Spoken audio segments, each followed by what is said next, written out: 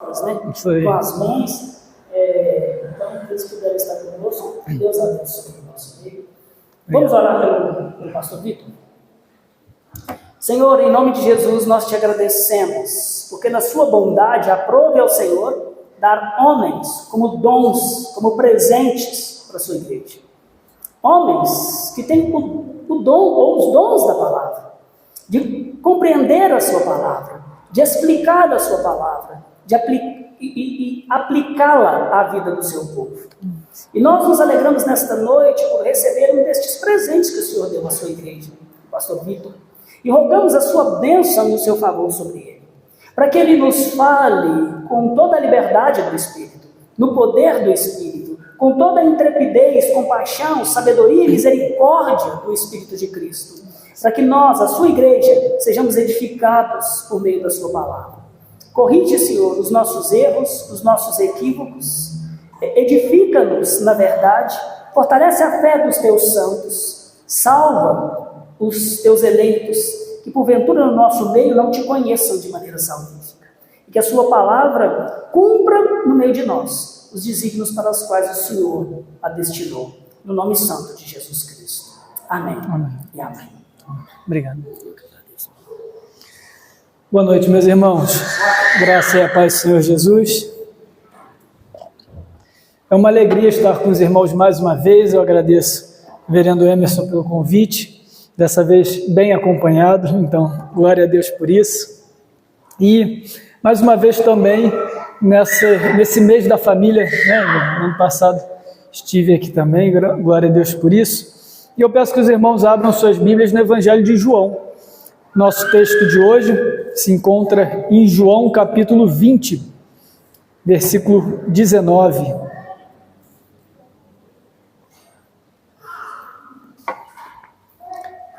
João 20, versículo 19, farei a leitura até o versículo 23, Evangelho de João,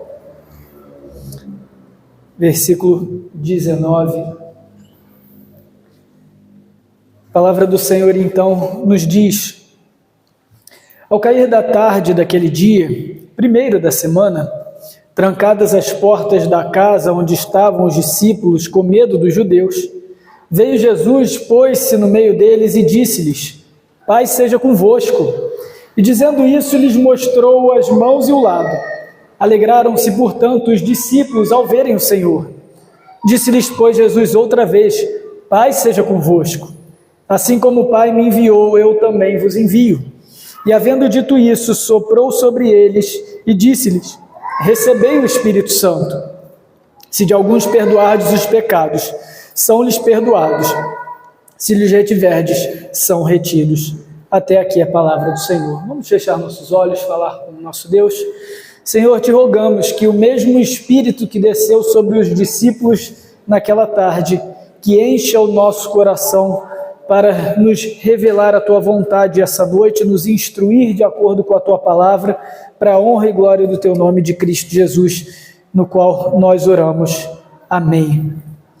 Irmãos, não é de hoje que a família cristã, e quando eu digo família cristã, aquela segundo os padrões bíblicos, não é de hoje que essa família é perseguida pelo mundo, que ela sofre injúrias, que ela sofre ataques, que ela sofre calúnias, questionamentos acerca de como deve ser a família.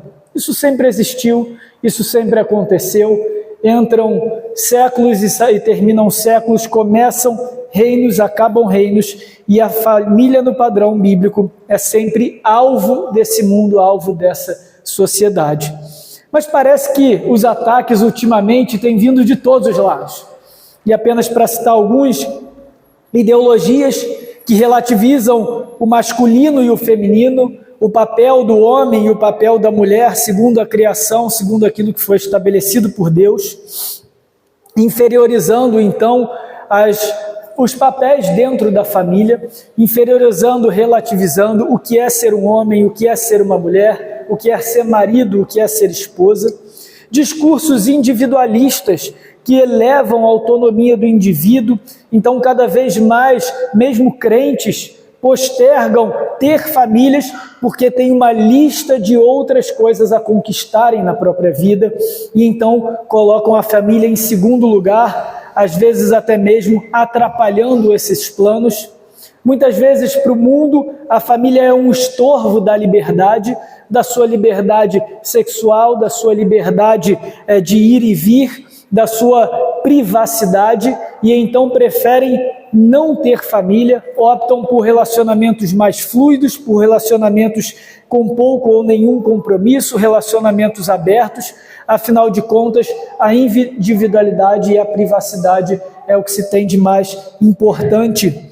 O espírito de consumismo e ganância dos nossos dias também, onde conquistas materiais são colocadas em primeiro lugar e a família então passa a ser um projeto caro. Filhos passam a ser um mau investimento, de perda de tempo, de perda de dinheiro, e todos esses ataques, tudo isso reduz a família àquilo que é algo contrário à palavra de Deus, quando na realidade a família é bênção.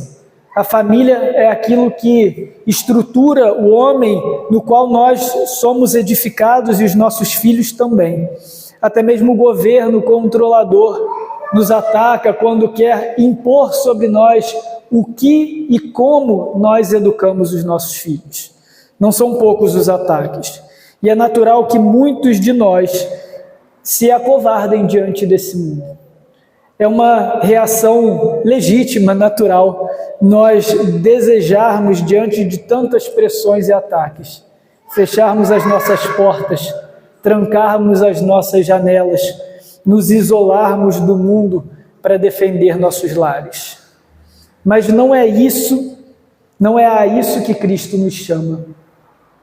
O texto que acabamos de ler mostra os discípulos de Jesus com a mesma atitude, com os mesmos temores. 2 dias depois da morte de Cristo na cruz, a perseguição judaica e também romana já atemorizava o coração deles, e é natural que eles então se guardassem, se trancassem, assim como nós muitas vezes queremos fazer com a nossa própria família, com os nossos próprios lares. Mas o que Cristo faz então com esses discípulos é aparecer no meio deles para encorajá-los a enfrentar o mundo, para encorajá-los a ir ao mundo, pregar e testemunhar. E eu creio que esse ensino de Jesus é muito oportuno para nós cristãos, preocupados com as nossas famílias. O Senhor Jesus ensina aos seus discípulos que a sua missão depende da missão de Deus. A missão dos discípulos depende da missão de Deus, é a própria missão de Deus. E é exatamente isso que a gente vai ver hoje, que a missão da família é a missão da Trindade, e a gente vai ver isso em 3 partes. E a primeira parte é que a missão da família começa na paz de Deus. Versículos 19 e 20, vamos voltar ao texto. Ao cair da tarde daquele dia, o primeiro dia da semana, trancadas as portas da casa onde estavam os discípulos, com medo dos judeus, veio Jesus, pôs-se no meio deles e disse-lhes: paz seja convosco. Dessa saudação de Jesus surge a saudação de Paulo em suas cartas, graça e paz da parte do Senhor Jesus Cristo, e é daí também que vem a nossa saudação, paz do Senhor, a paz do Senhor, a graça e paz. Mas aqui, irmãos, quando Jesus então aparece no meio dos discípulos e vem com essa saudação, é muito mais do que uma saudação. Aqui, essa cena, embora breve, traz consigo muita profundidade teológica, é o que a gente vai ver aqui. Primeiro, que os discípulos estavam com as portas e janelas trancadas, e Jesus aparece como que num passe de mágica ali no meio deles. Ele se teletransporta para o meio daqueles discípulos. E aqui a gente não tem como saber se isso é algo próprio da divindade de Cristo, daquele que rege toda a matéria por ser criador dela, então tem a liberdade de ir e vir apesar das barreiras físicas, ou se essa é uma característica do corpo glorificado, daquele mesmo que teremos na nossa ressurreição. Quem sabe também na ressurreição também venceremos as barreiras físicas de janelas e portas trancadas, não sei. Mas a verdade é, aqueles discípulos estavam trancados, eles estavam presos, estavam atemorizados. E Jesus vai exatamente no meio deles, no encontro deles, e só isso já é o suficiente para que eles fiquem com muito medo. Um sujeito surge do meio do nada ali, no meio deles, aquela casa completamente trancada, mas esse não é um sujeito qualquer, esse é o próprio Senhor Jesus Cristo, é o Deus encarnado, ressurreto, que então se identifica através dessa expressão.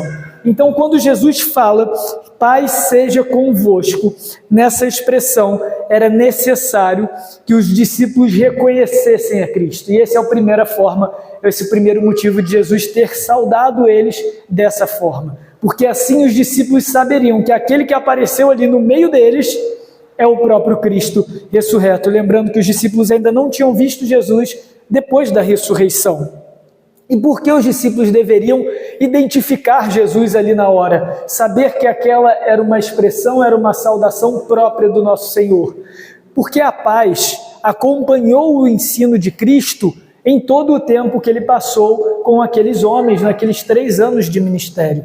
Inclusive, nos seus últimos momentos, no discurso de despedida, ali a partir de João 14 até João 17, o que a gente vê é Jesus enfatizando e prometendo a paz aos discípulos. Vamos em João 14, 27, por exemplo. Vejamos a promessa que Jesus dá aos discípulos, momentos antes de ser preso, horas antes de ser crucificado. João 14, 27. Deixo-vos a paz, a minha paz vos dou, não vos-la dou como dá o mundo. Não se turbe o vosso coração, nem se atemorize. Vejam, é a mesma coisa, Jesus estava prestes a ser entregue para ser levado à cruz e ele antecipa o medo dos discípulos. O tempo todo Jesus está preocupado com o coração daqueles homens, assim como hoje ele também se preocupa com o nosso coração, ele se preocupa com os nossos temores, com os nossos medos, com as nossas inseguranças, com as nossas incertezas, inclusive dentro dos nossos lares. Esse é um tema caro, esse é um tema sensível para Cristo. O tempo todo Jesus está preocupado com os seus discípulos para que eles não se atemorizem e o medo não lhes roube a paz. Então ele deixa essa promessa em João 14, deixo-vos a paz, a minha paz vos dou, para que vocês não se atemorizem, o seu coração não se turbe. Então a primeira coisa que ele fala quando reencontra os discípulos após a ressurreição, o que é? A paz seja convosco. Que paz é essa?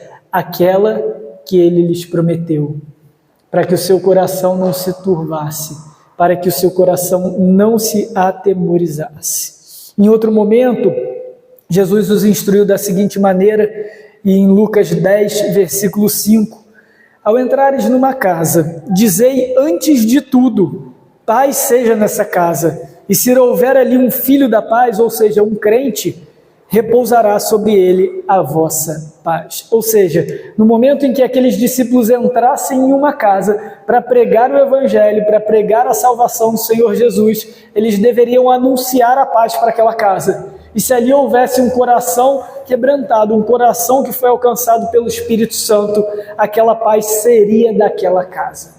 Em outras palavras, a paz acompanha a casa e os lares daqueles que temem ao Senhor. A nossa missão, a missão da nossa família, dos nossos lares, ela começa na paz de Deus. E que paz é essa prometida por Cristo, para além então do que da identificação com os seus próprios ensinos? É a paz com Deus. Esse é um tema também de igual importância na Escritura, porque a partir do momento em que Adão comeu do fruto, se rebelou contra Deus e anunciou que não queria mais conhecer o bem e o mal, a serviço de Deus, mas por conta própria, ele se colocou em inimizade contra Deus. E agora, então, todo ser humano nascido em pecado, e todo ser humano é nascido em pecado, nasce naturalmente inimigo de Deus, nasce naturalmente em hostilidade contra Deus. E a nossa vida sem Cristo é uma vida de luta, é uma vida de guerra contra a vontade de Deus, contra o Senhor. E essa guerra é resolvida justamente na cruz. Quando Cristo assume para si as consequências dessa hostilidade, dessa inimizade, e toma a justiça de Deus, como se ele mesmo fosse pecador, como se ele mesmo fosse inimigo de Deus, para que nós fôssemos feitos amigos de Deus. E então agora, amigos de Deus, somos reconciliados com Deus. É o texto que nós lemos na liturgia em Colossenses, mas também Paulo vai dizer isso em Efésios 2, versículo 17, dizendo que, acerca de Jesus, e vindo evangelizou, e aqui evangelizou é o mesmo que pregou, e vindo evangelizou a paz a vós outros que estáveis longe, e paz também aos que estavam perto, porque por ele, Cristo, ambos temos acesso ao Pai em um Espírito. Em outras palavras, Cristo veio pregar a salvação ao morrer e ressuscitar, e agora nos deu o Espírito, e unidos no Espírito Santo, e cheios do Espírito Santo, agora nós somos reconciliados com Deus. Aquela inimizade que havia entre o ser humano e Deus é desfeita na cruz para aqueles que creem. Então o que Jesus está dizendo é o seguinte: essa hostilidade não lhes pertence mais. Paz seja convosco. Essa paz que só os filhos de Deus, que só os amigos de Deus, que só aqueles que têm uma íntima relação com Deus podem desfrutar, é essa paz que Cristo nos dá. E isso é fundamental, irmãos, para a construção do nosso lar. Isso é fundamental para a edificação do nosso lar. Porque verdade seja dita, muitos lares e talvez até mesmo alguns aqui representados carecem de paz.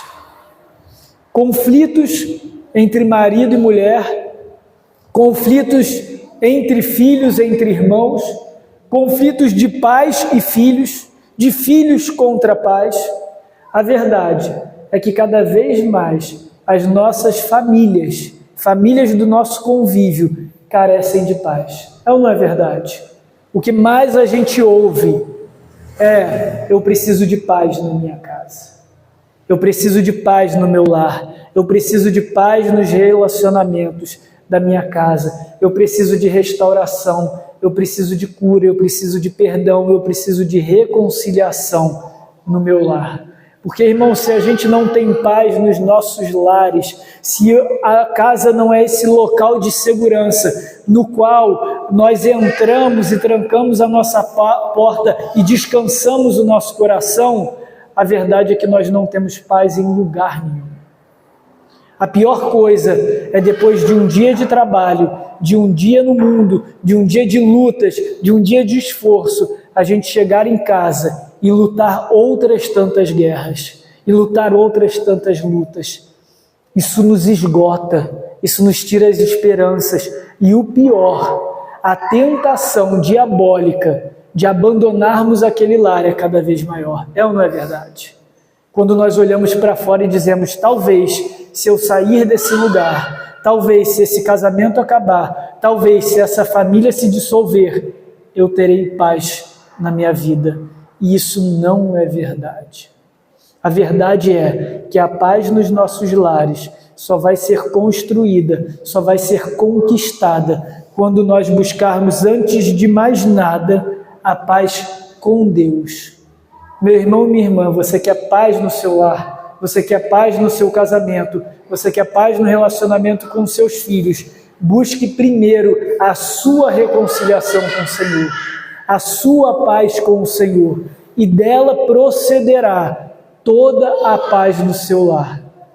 Dali procederá a sua capacidade de perdoar, dali procederá a sua capacidade de confessar os seus pecados, dali procederá a sua paciência, a sua longanimidade, o seu amor de caminhar 1, 2, 10 milhas se for necessário até a restauração do seu cônjuge, do seu filho, da sua filha, da sua esposa. É da paz com Deus, porque quando o Espírito Santo está em nós e nos dá a paz, apesar de todas as guerras que temos, teremos sempre a promessa de João 14, de que o nosso coração não será tomado pelo temor, não será tomado pelo medo, apesar do que você passar em casa. Agora, se você tentar inverter essa ordem e resolver os problemas, as guerras da sua casa, sem colocar Deus em primeiro lugar e buscar primeiro a reconciliação com o Senhor, você só vai se frustrar e as suas energias vão acabar. Porque a gente precisa, antes de mais nada, do próprio Deus. Uma família que desfruta da paz com Deus também transmite essa paz.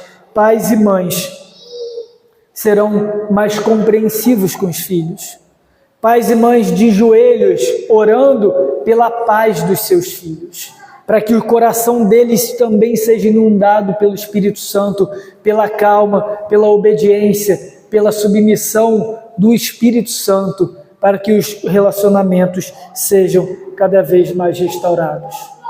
Eu sei, meus irmãos, que nós, pais, temos grandes expectativas e grandes preocupações para os nossos filhos. Isso é legítimo. Nós nos preocupamos com as suas carreiras, em serem bem-sucedidos, educados, em formarem uma boa família e se prepararem para o futuro, em terem uma boa saúde, em terem bons relacionamentos, boas amizades. Eu sei disso tudo, isso tudo é louvável, isso tudo é legítimo e devemos ajudar os nossos filhos em tudo isso. Mas antes de mais nada, a primeira coisa que nós devemos rogar a Deus pelos nossos filhos é que um dia eles tenham paz com o Senhor. Que um dia eles próprios sejam reconciliados com Deus em Cristo Jesus. Nossos filhos, sim, são filhos da aliança. Eles herdam as bênçãos da aliança, mas eles não nascem salvos. Eles nascem inimigos de Deus. Eles nascem hostis a Deus. Eles nascem contrários a Deus. E é necessário que um dia o Espírito Santo que agiu no nosso coração haja de igual forma no coração deles.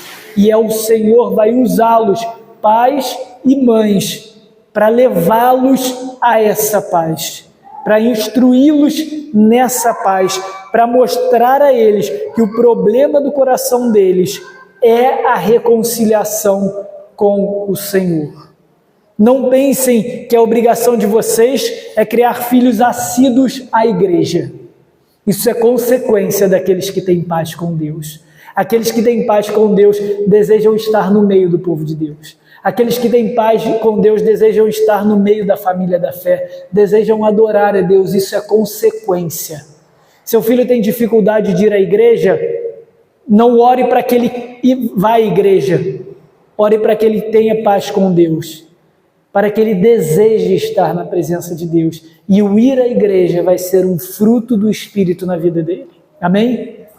Então, irmãos, o lar cristão, antes de mais nada, é sustentado pela paz com Deus, e ele ensina essa paz, ele testemunha essa paz, ele diz ao mundo que é possível sim ter uma família pacífica, harmoniosa, amorosa e sólida, apesar desse mundo. Porque vocês saibam, independente da fé, independente da visão de mundo das pessoas, a verdade é que as guerras e a falta de paz é um problema crônico em quase todas as famílias desse mundo, porque todas as famílias padecem do pecado. E são as famílias cristãs que têm a responsabilidade e a obrigação de ser sal e luz no mundo. Esse é o nosso testemunho para o mundo, a paz dos nossos lares. E aqui eu não estou dizendo lares perfeitos, aqui eu não estou dizendo lares sem conflito, mas eu estou dizendo lares que são protegidos, sustentados e dirigidos pelo temor do Senhor. Isso é o nosso testemunho e essa é a nossa missão como família.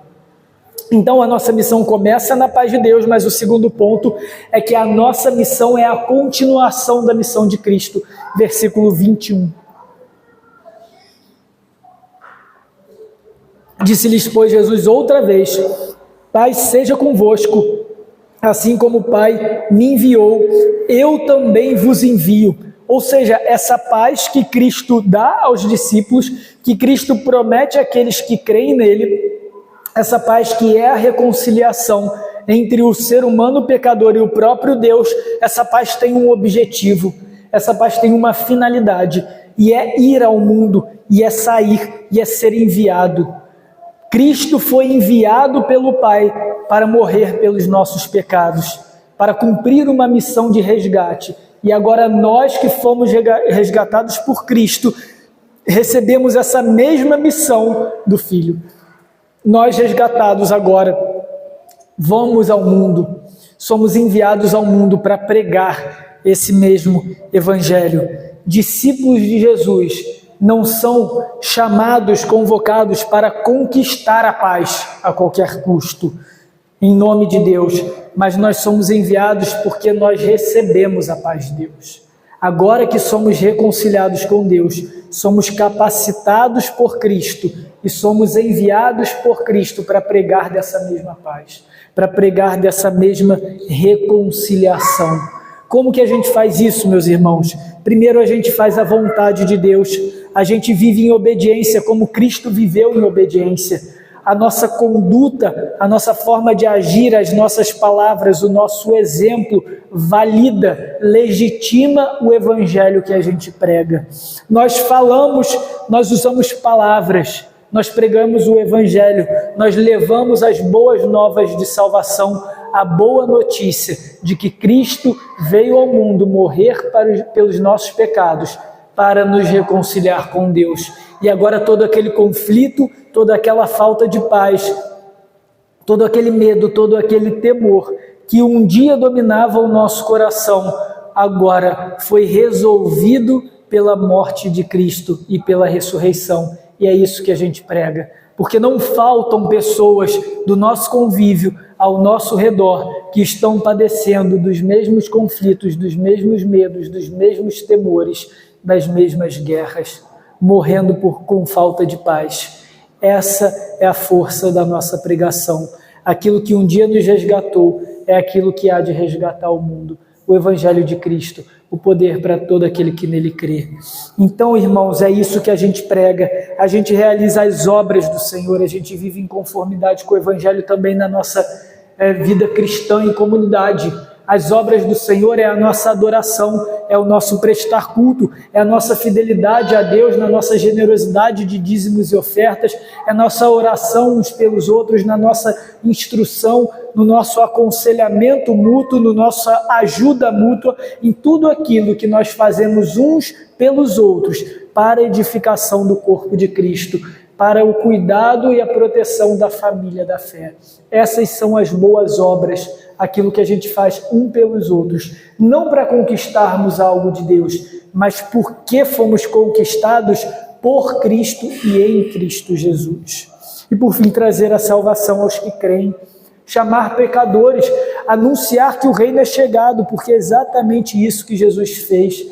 Passou então Jesus a pregar, anunciando: arrependei-vos, porque é chegado o reino dos céus. Essa é a nossa pregação. Essa é a natureza da nossa missão. E é importante dizermos que a nossa missão é continuação da missão de Cristo.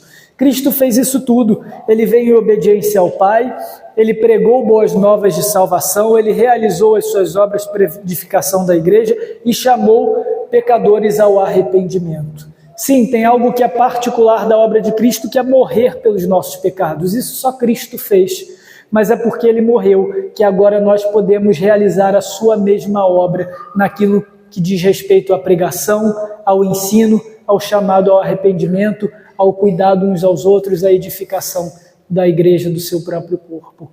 Então, irmãos, nós fazemos isso como? Com família. Como que a nossa família se aproxima ou se reúne a essa missão que é própria da igreja. Porque o Senhor escolheu, desde o Gênesis, usar famílias cheias do Espírito Santo, famílias resgatadas, famílias da aliança, para propagar essa mensagem. Isso começa lá em Gênesis 12, quando ele chama Abraão e lhe promete que em ti serão benditas todas as famílias da terra, da descendência de Abraão. Ele é o Deus de Abraão, Isaque e Jacó, das famílias que foram chamadas por Deus, que foram resgatadas pela graça, desde o Gênesis até a vinda de Cristo, do descendente da mulher, da semente da mulher. Gerações após gerações, homens e mulheres eleitos sendo chamados e resgatados pelo Espírito Santo de Deus, desde o Antigo Testamento, para que fosse propagada a promessa de que um dia viria o Cristo, um dia viria o nosso Redentor para morrer pelos nossos pecados. Isso foi pregado de geração em geração. Isso fica muito claro na fala do salmista no Salmo 78. Salmo 78, versículo 5. Então nós lemos: ele estabeleceu um testemunho em Jacó e instituiu uma lei em Israel, e ordenou a nossos pais que os transmitissem aos seus filhos, a fim de que a nova geração os conhecesse. Filhos que ainda hão de nascer, se levantassem e por sua vez os referissem aos seus descendentes, para que pusessem em Deus a sua confiança e não se esquecessem dos feitos de Deus, mas lhes observassem os mandamentos. Irmãos, qual que é o meio comum, qual que é o meio ordinário pelo qual a palavra de Deus é pregada e avança na história? Famílias. Homens e mulheres pregando aos seus filhos para aprenderem a confiar no Senhor, para conhecerem os seus feitos. Então, o que eu digo para vocês, irmãos, nosso primeiro campo missionário é justamente o coração dos nossos filhos. Nosso primeiro campo missionário é justamente a nossa casa. São os nossos próximos. Inclusive, isso daí é um dos critérios para o oficialato. Deve reger bem a própria casa. Aquele que não é capaz de reger bem a própria casa não é capaz de reger o povo de Deus. Por isso, irmãos, o nosso primeiro campo missionário, o primeiro local onde nós vivemos a missão, é justamente dentro da nossa casa. E a gente vê tantos crentes que se dizem chamados para missões, que dizem chamados para sair, para ir para as fronteiras, para ir para os locais mais remotos desse mundo, mas não são bênção dentro de casa. Como que o sujeito vai ser bênção em outros países, em outras culturas, se não é bênção no seu lar, se não é bênção no seu relacionamento com os filhos, se não é bênção para os seus filhos, se não é bênção para os seus pais, para os seus irmãos, para os seus familiares próximos? Só é bênção dentro da igreja, só é bênção nos campos missionários remotos. O nosso primeiro campo missionário é a nossa própria família, é a nossa própria casa. E ainda que para a glória de Deus toda a nossa família já conheça o Senhor, nós devemos alimentar a missão dentro de casa, ensinando a palavra, instruindo na palavra, orando a palavra, ensinando os nossos filhos a cultuarem, ensinando os nossos filhos a orarem, ensinando os nossos filhos a confiarem no Senhor. E esse salmo é muito importante no versículo 7. Ele estabeleceu testemunho para que pusessem em Deus a sua confiança. Sabe como é que a gente ensina os nossos filhos, os nossos cônjuges, enfim? Sabe como é que ensina a nossa casa a colocar a confiança no Senhor? É quando os nossos olham-nos na maneira como nós lidamos com os problemas do dia a dia. Como que você lida com o problema do dia a dia? Como que você reage às dificuldades do dia a dia? Você perde a cabeça? Você desespera? Você ofende o outro? Você fere o outro com palavras? Você se isola? Você não se comunica? Você retém o diálogo? Ou você chama todos para oração? Eu não sei o que fazer. Alguém perdeu o emprego, por exemplo. Alguém está doente, um filho vai mal na escola, ou aconteceu alguma coisa, algo precisa ser feito, uma crise chegou na família. Como que você lida com isso? Essas crises são os melhores momentos para nós ensinarmos os nossos filhos a confiar no Senhor. É chegarmos os nossos e falar: vamos orar. Isso está acontecendo por vontade de Deus, mas nem por isso o Senhor deixa de ser nosso Deus. Vamos orar? Com que frequência você ensina seus filhos a intercederem por aqueles enfermos na própria família? Ou por interceder pelo próprio lar, pela própria casa de vocês? Percebem? Irmãos, nós temos que ensinar os nossos a confiarem no Senhor. E quando que nós mesmos aprendemos a confiar no Senhor? São nos momentos de dificuldade, são nos momentos de provação.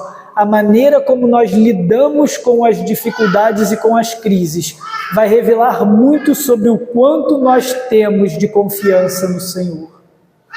Da mesma forma, na maneira como nós administramos o nosso lar e aquilo que foi confiado a nós.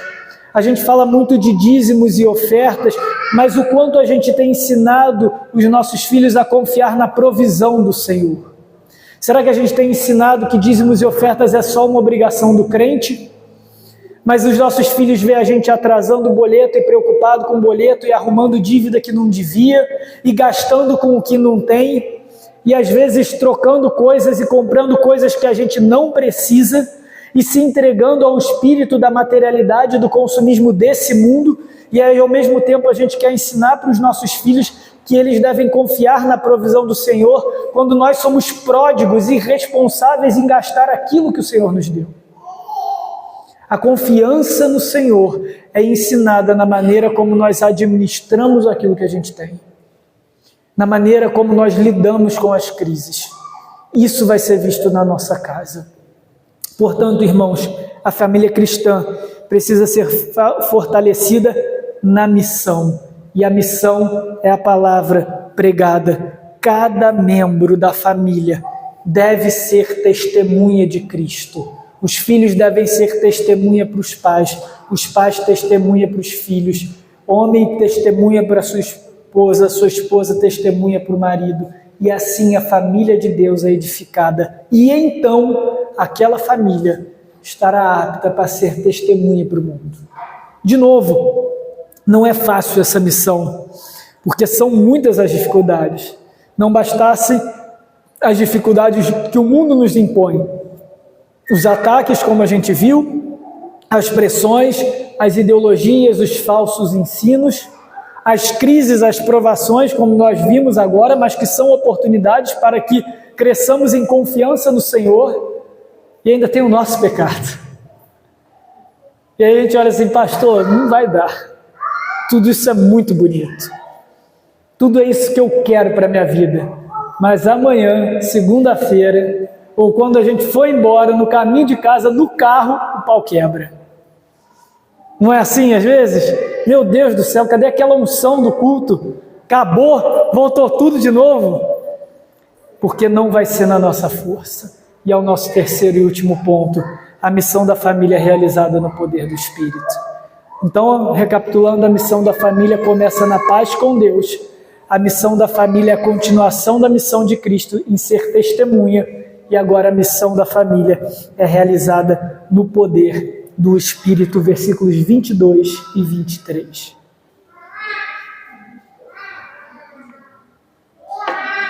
E havendo dito isso, soprou sobre eles e disse-lhes: recebei o Espírito Santo. Se de alguns perdoardes o pecado, são-lhes perdoados. Se lhes retiverdes, são retidos.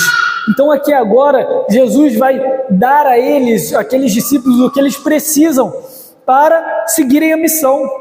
Lembrem-se do contexto deles, não era-lhes um contexto favorável, não era algo que eles estavam ali entusiasmados com a situação, eles estavam trancados, eles estavam com medo, eles sabiam que a perseguição era iminente, chegaria a eles e já estava à porta. Então Jesus chega, lhes promete a paz, lhes entrega a paz, lhes encoraja para a missão e agora diz o seguinte: eu lhes dou o Espírito Santo, essa coragem que vocês precisam, essa força que vocês precisam, esse poder, essa confiança, esse conhecimento não virá de vocês, virá do Espírito Santo, daquele que foi prometido a vós. E é justamente isso que acontece. E quem é o Espírito Santo? O Espírito Santo é o próprio Deus.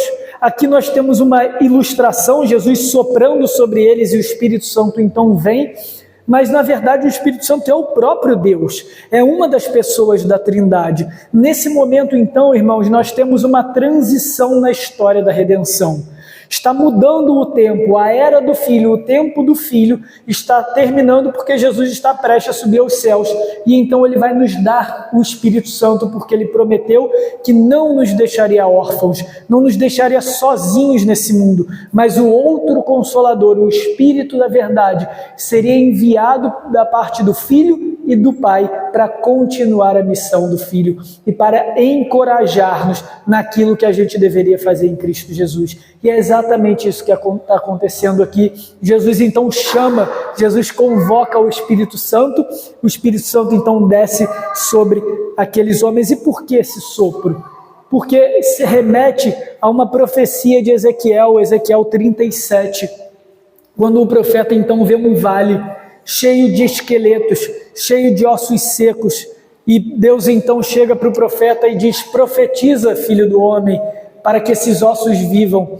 E então ele profetiza o Espírito, e vem um vento de todas as regiões do mundo, e sopra com muito poder e força sobre aquele vale, e aqueles ossos se tornam um exército de Deus. Isso era uma imagem, isso foi uma visão, uma ilustração daquilo que o Espírito Santo faz na vida de cada um aqui, quando ele entra com poder, como um vento impetuoso, e nos converte, e nos convence do pecado, e nos dá o dom da fé para crermos em Cristo Jesus.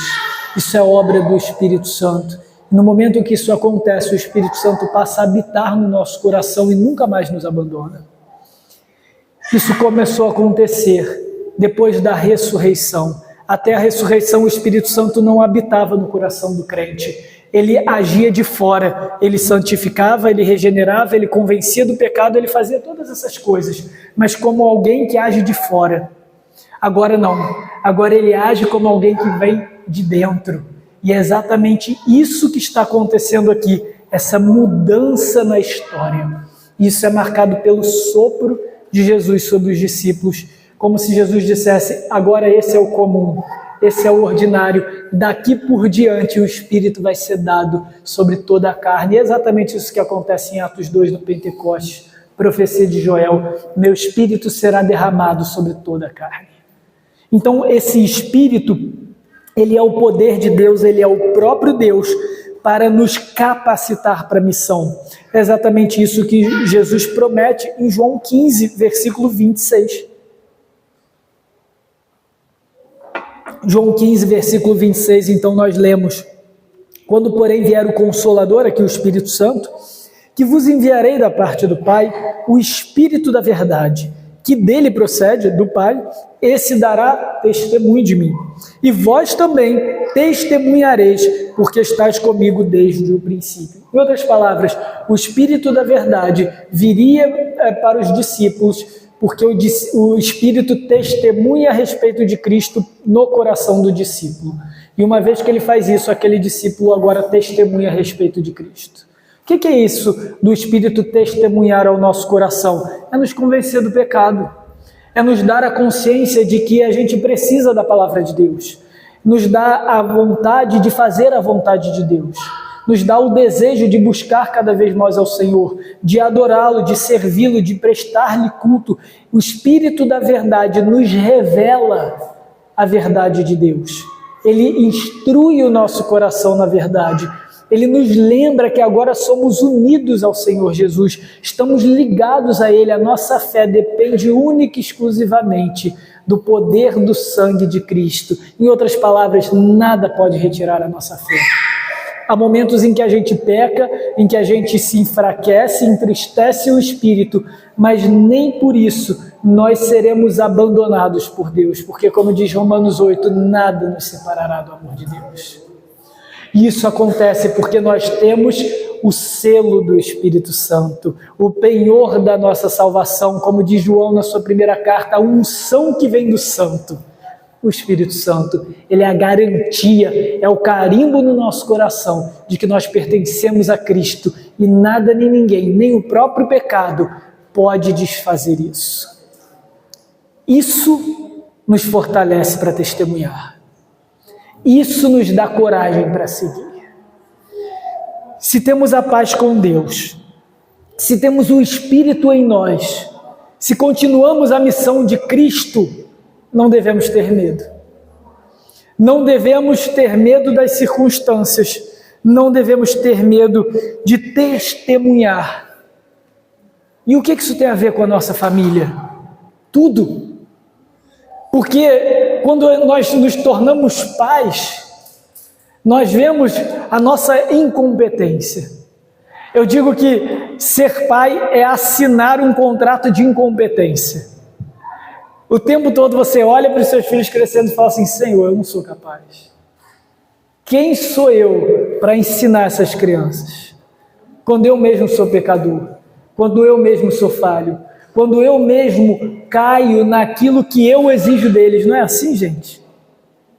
E muitas vezes eles são os advogados contra nós. Pai, você está pedindo isso, mas você faz também. E glória a Deus por isso.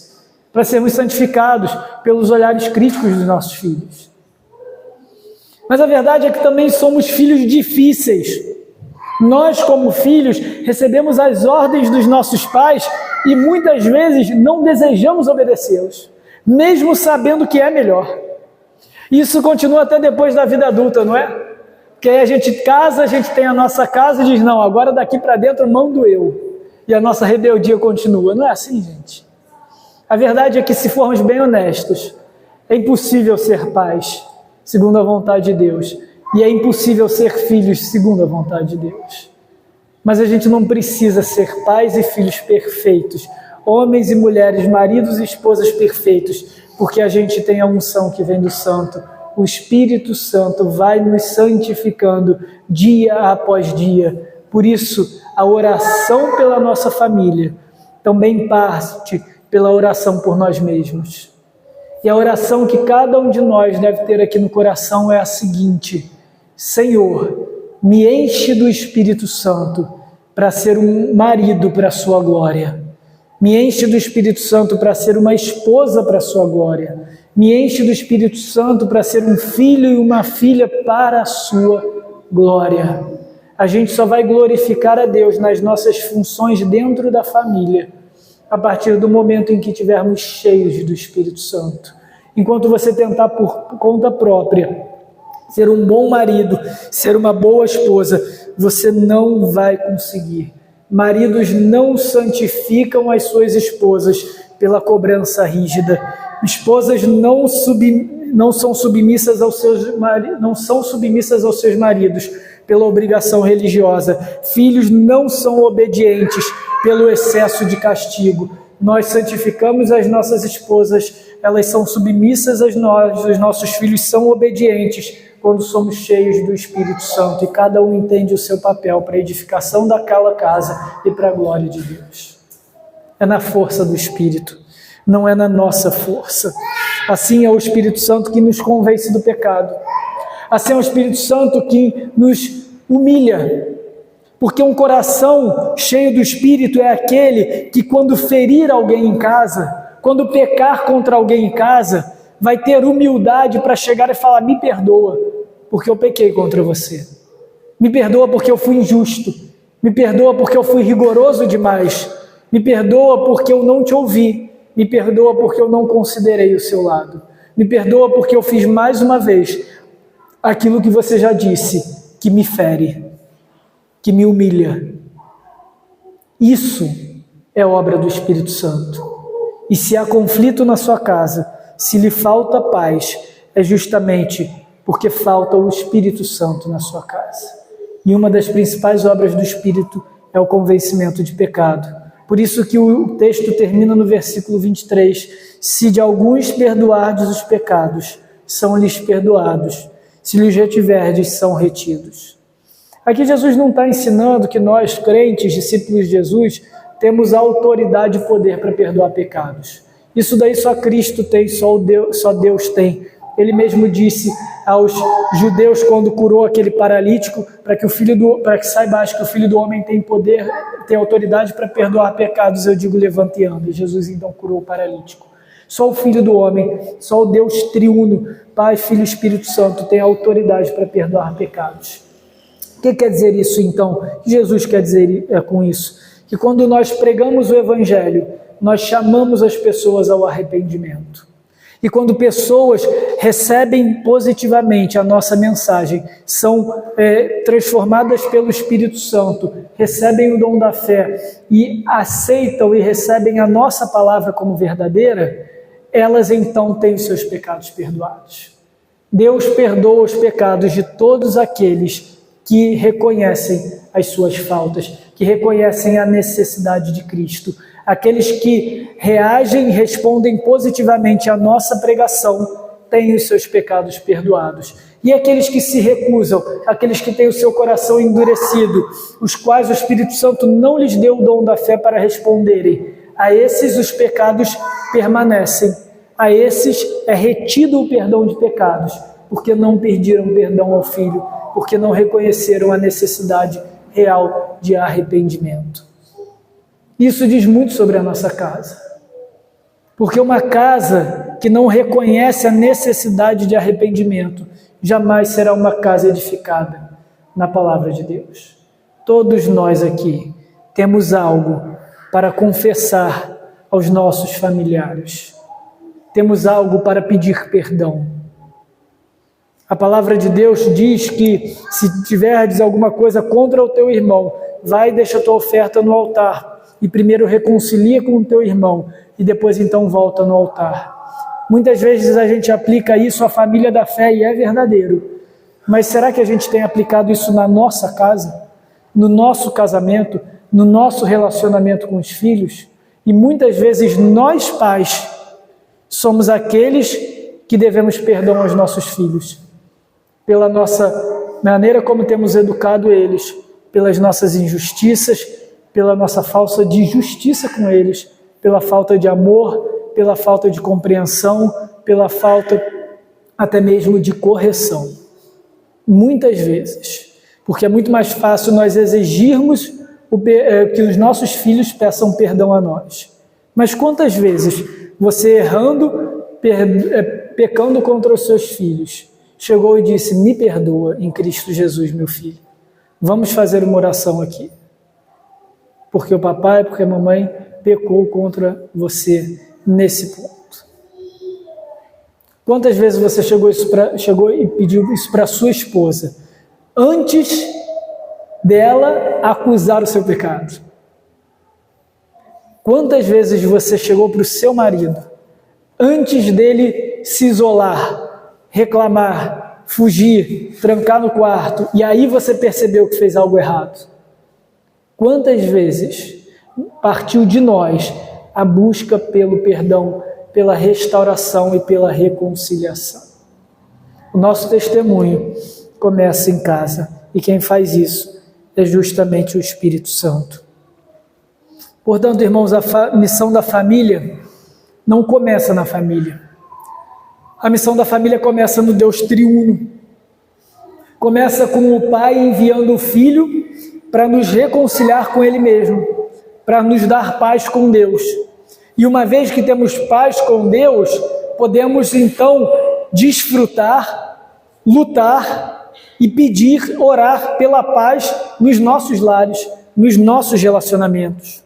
O Filho, Cristo, veio, morreu e ressuscitou para que tivéssemos essa vida eterna e pudéssemos proclamar essa vida eterna, pudéssemos testemunhar ao mundo, e agora nós também podemos testemunhar ao mundo, primeiro dentro da nossa própria casa, e agora nossa casa é um verdadeiro campo missionário, e então uma base missionária, para que cada um, no seu próprio contexto, na sua própria realidade, pais, filhos, preguem o Evangelho no seu trabalho, na sua escola, nos seus estudos, em qualquer lugar, na sua convivência, nos seus locais de influência, nos seus relacionamentos externos. A família serve de base para a pregação do Evangelho.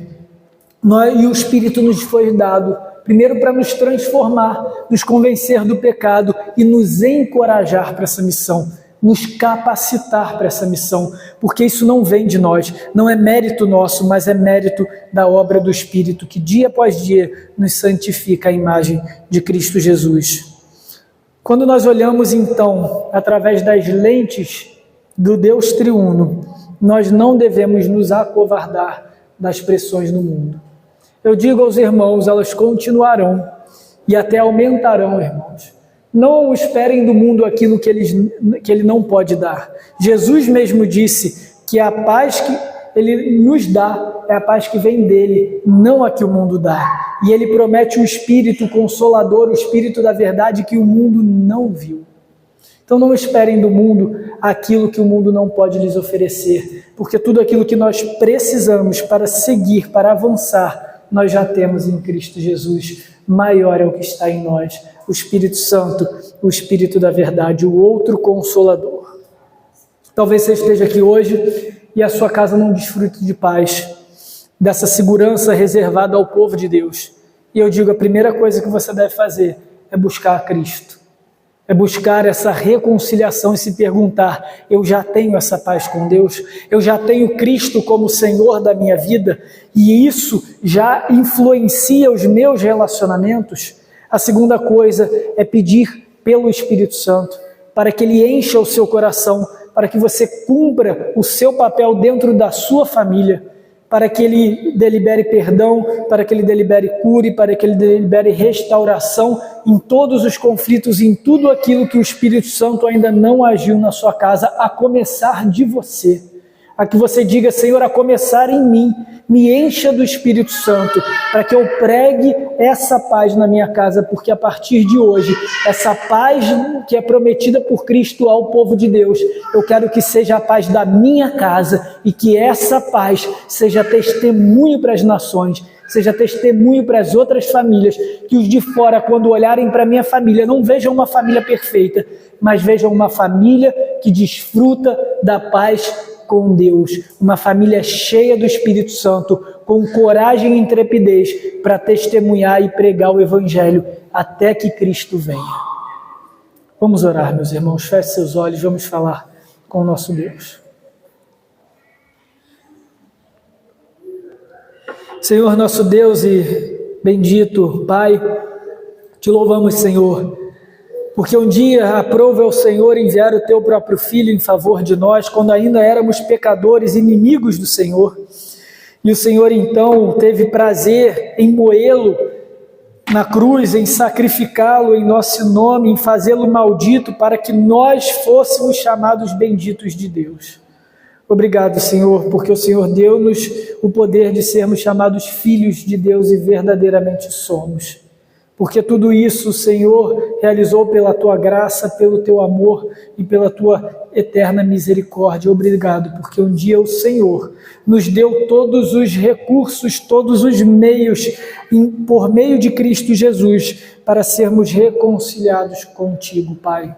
E agora desfrutamos da paz com o Senhor e te rogamos que essa paz, que excede todo o entendimento, seja aquela que venha habitar no nosso coração, que venha dirigir os nossos atos, as nossas palavras, os nossos relacionamentos, principalmente, e a começar nos nossos lares, Senhor. Que a paz, Senhor, a temperança, a paciência, o amor, a bondade, a mansidão, opere sobre os nossos lares, sobre os relacionamentos de maridos e mulheres, filhos, irmãos e irmãs, pais e filhos, Senhor, em nome de Jesus, que os nossos lares sejam marcados pela Tua paz, Senhor, pela paz que restaura os corações. Senhor, obrigado pelo Senhor Jesus, que veio a nós e comprou-nos com o Teu próprio sangue e nos enviou para testemunhar, Senhor, das maravilhas do reino do Teu amor, e te rogamos também que a missão de Cristo, que o testemunho de Cristo seja o nosso testemunho, que o Evangelho seja a alegria e a palavra na nossa boca, para pregar esperança, essa paz que o mundo não tem, para pregar as boas novas de salvação a todo aquele que crê.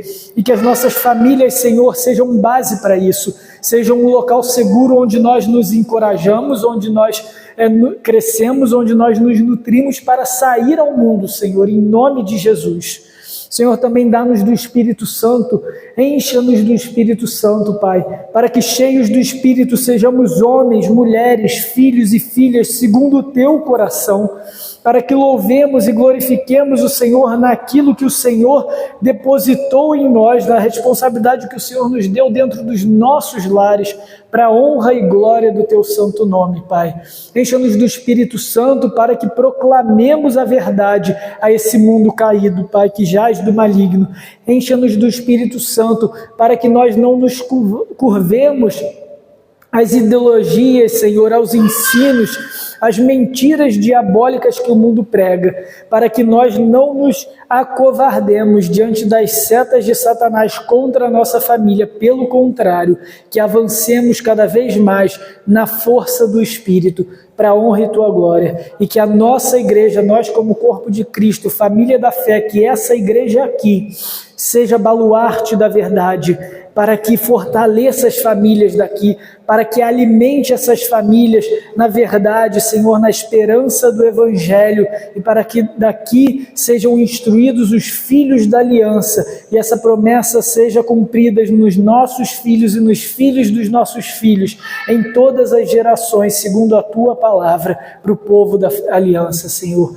Louvado e santificado seja o nome do Senhor, em nome de Cristo Jesus. Amém.